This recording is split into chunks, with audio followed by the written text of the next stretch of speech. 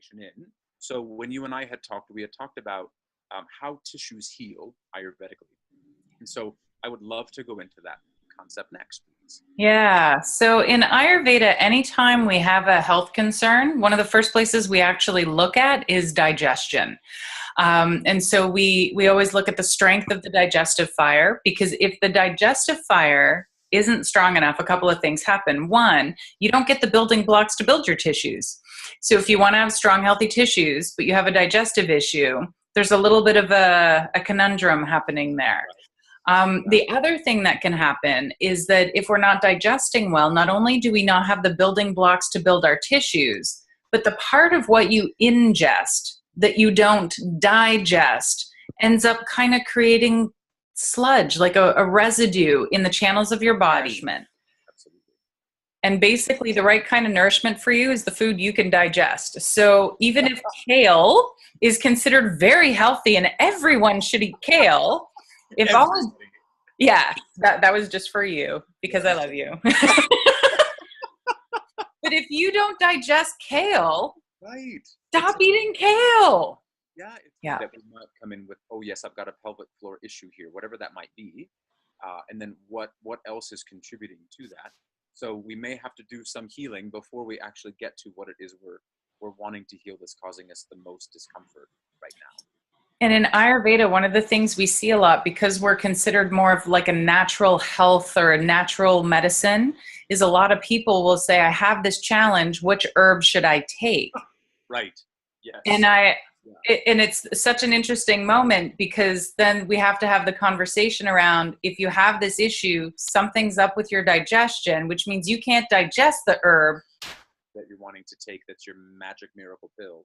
Which means there is no magic bullet in Ayurveda. An attachment. And yeah, let's get started on this chit chat, which makes me so excited to talk about. Okay. So one of my favorite teachers, Dr. Claudia Welsh, when I studied with her, one of her big things was hormone balance, because hormone balance, as we know, is really, really important to our overall sense of well-being. And it doesn't actually matter the gender, the biology. We all have hormones affect us and influence us so strongly. Right. From the Ayurvedic view, hormones are very much connected to the digestive fire, actually.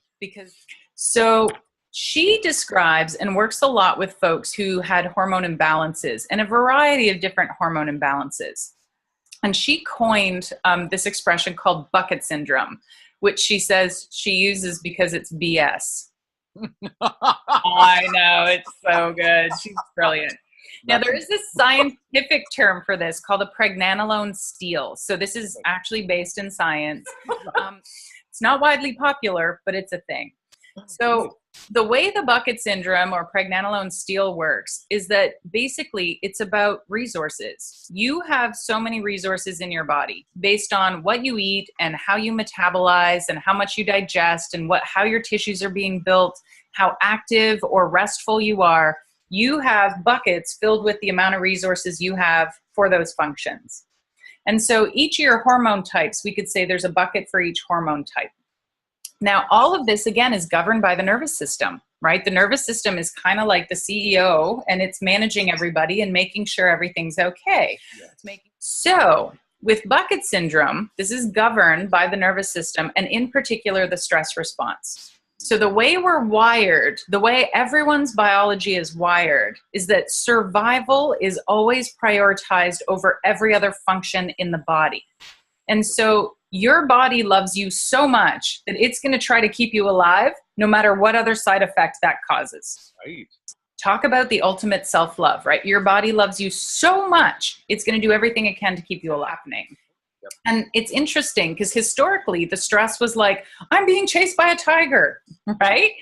And so that actually was a life-threatening stress that you needed to be surviving. So fight or flight, here we go. Whereas modern day, for a lot of people, and again, not everyone, some people are still very much working for survival, but for a lot of us, our stress response hasn't caught up to the reality that we are biologically safe most of the time. Yes. So what happens is, as soon as your stress response kicks in, your adrenal glands start to pump out cortisol, which is the main stress hormone. as cortisol gets pumped out, you use up as much cortisol as you have in your bucket. Hopefully you have enough. And hopefully the stress stops, you digest well, you eat well, and your bucket refills. Mm-hmm.